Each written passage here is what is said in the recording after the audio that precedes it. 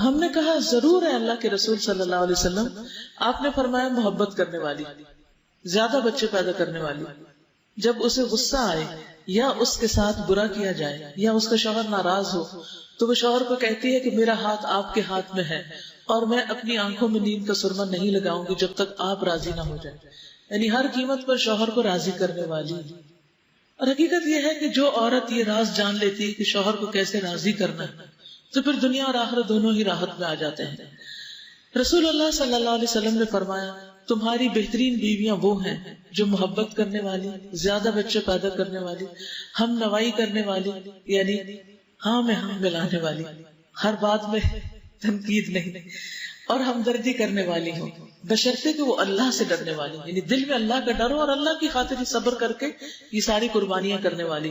تو جس عورت کے اندر یہ کوالٹیز ہوتی ہیں پھر اس کا شوہر آخر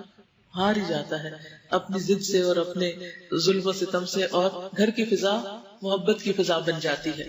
اسی طرح شوہر کے لیے بھی ہے کہ وہ اپنی بیوی کے لیے سکون کا باعث ہو۔ نبی صلی اللہ علیہ وسلم نے فرمایا خیرکم خیرکم للنساء، تم میں سے بہترین شخص وہ ہے جو اپنی بیویوں کے لیے اچھا ہے۔ پھر اسی طرح عورت کے لیے خاص ذمہ داری کہ شوہر کے بلانے پر وہ اس کے پاس چلی جائے۔ رسول اللہ صلی اللہ علیہ وسلم نے فرمایا اس ذات کی قسم جس کے ہاتھ میں میری جان ہے، جب کوئی شخص اپنی بیوی کو بستر پر بلائے اور بیوی انکار کر دے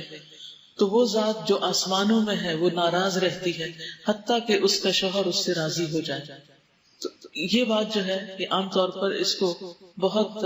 مس انٹرپریٹ کیا جاتا ہے اور یہ شو کیا جاتا ہے کہ اسلام بڑا ہی ظالمانہ مذہب ہے جس میں عورت کا تو کوئی حق ہی نہیں ہے، بس وہ شوہر کی غلام بن کر رہے۔ نہیں، اللہ سبحانہ وتعالیٰ نے شوہر کے مزاج کو جانتے ہوئے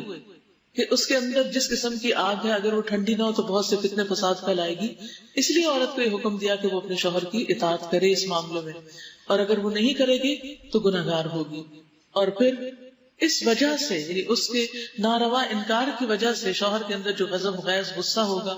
یا پھر وہ حقوق نہیں دے گا یا اس سے مزید معاملات بگڑیں گے، تعلقات خراب ہو کر حتیٰ کہ طلاق تک نوبت آ جائے گی، تو پھر اس میں ذمہ دار عورت ہوگی۔ یعنی اگرچہ شوہر کا ظلم وہ بھی اللہ تعالیٰ دیکھتا ہے، لیکن سبب کیا ہے، ریزن کیا ہے، روٹ کاز کیا ہے، اس کو جاننے کی ضرورت ہے۔